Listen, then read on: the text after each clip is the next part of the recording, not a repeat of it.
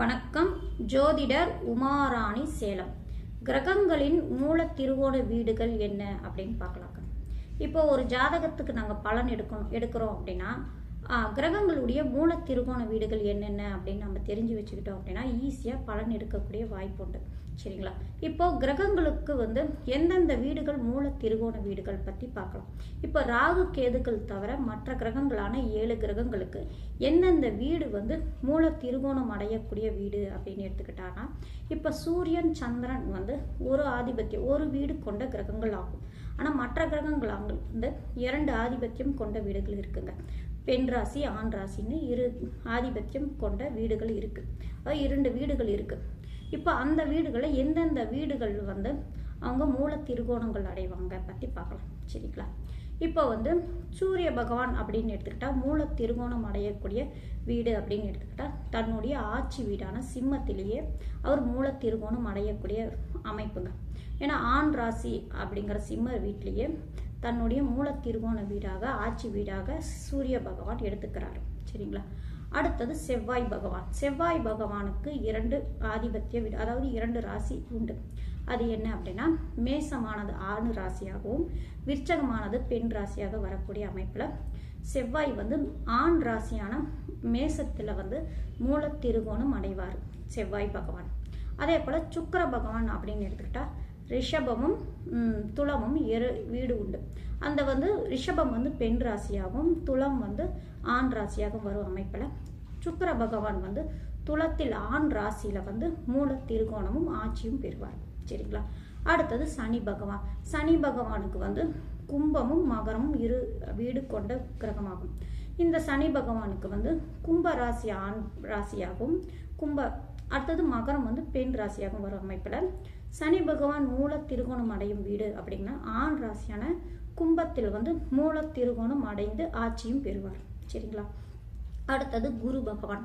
குரு பகவான் அப்படின்னு எடுத்துக்கிட்டானா குரு பகவான் தனுசு ஆண் ராசியாகவும் மீனம் பெண் ராசியாகவும் வரும் அமைப்புல குரு பகவான் தனுசு ராசியான மூல திருகோணம், அதாவது தனுசு ராசியில ஆண் ராசியில மூல திருகோணம் அடையக்கூடிய அமைப்புங்க. சரிங்களா?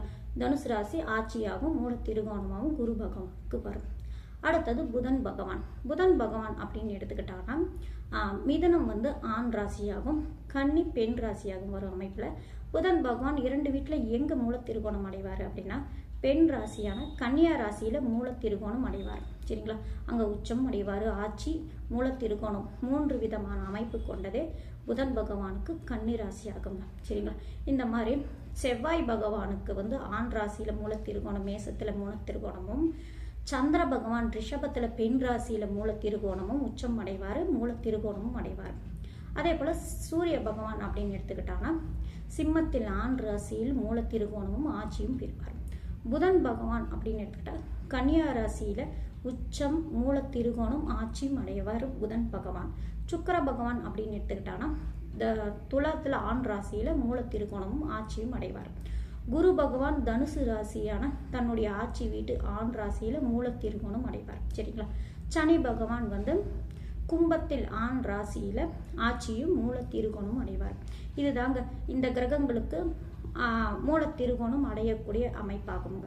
இந்த இடத்துல இந்த கிரகங்கள் நின்று திசை நடக்குது, எந்த விதத்திலும் பாதிக்கப்படாம நின்று திசை நடக்குது அப்படின்னா மிக யோக பலன்கள் அதிகமா கொடுக்கக்கூடிய வாய்ப்பு அதிகமா உண்டுங்க. சரிங்களா? அவங்க லக்னத்துக்கு இந்த கிரகங்கள் ஏதாவது ஒரு கிரகங்கள் மூல திருகோணம் அமைந்து பெற்று யோகமான அமைப்புல இருந்தது அப்படின்னா அது தன்னுடைய திசையில மிக நல்ல பலன்கள் அதிகமா கொடுக்கக்கூடிய வாய்ப்பு அதிகமா உண்டு. சரிங்களா? அதுவே இந்த மாதிரி மூல திருகோணத்திலிருந்து ஏதாவது பாதிக்கப்பட்டு இருக்கும் பட்சத்தில் கண்டிப்பா பிரச்சனை கொடுக்கக்கூடிய வாய்ப்பு உண்டு. சரிங்களா? ஆனா பாதிக்கப்படாம, பாதிப்பு அப்படின்னு எடுத்துக்கிட்டா என்னங்க, வக்கரமாகி இருப்பது, ராகு கேதுக்களோடு சேர்ந்து இருப்பது, இந்த மாதிரி அமைப்புல இருந்தா அது பாதிப்பு இருக்குன்னு அர்த்தம். ஆனா வக்கரமாகி ராகு கேதுக்களோட சேர்ந்திருக்கலாம். வக்கரம் ஆகாம ராகு கேதுக்களோடு சேர்ந்திருக்கு அப்படின்னா அது பாதிப்பை கொடுக்கக்கூடிய அமைப்பு. சரிங்களா? ஆனாலும் சரிங்க, இந்த மூல திருகோணம் ஆண் ராசியில மூல திருகோணத்தில் இருக்கும் பட்சத்தில் அது முழுமையான நல்ல பலன்கள் கொடுக்கக்கூடிய வாய்ப்பு அதிகமாக உண்டுங்க. ஒவ்வொரு கிரகத்துக்கும் இதுதாங்க மூல திருகோண வீடுகள் ஆகும். இந்த இடத்துல இருந்து திசை நடக்குது அப்படின்னா கண்டிப்பா தன்னுடைய திசையில முடிஞ்ச வரைக்கும் நல்ல பலன்கள் கொடுக்கக்கூடிய வாய்ப்பு உண்டு. அதாவது பாதிக்கப்பட்டு இருந்தாலும் முடிந்த வரைக்கும் நல்ல பலன்கள் கொடுக்கக்கூடிய வாய்ப்பு உண்டு. ஆனால் பாதிக்கப்பட்டு இருந்து குரு பார்வையோ குரு இணைந்திருந்தாலோ பிரச்சனை கொடுக்காது, சரிங்களா?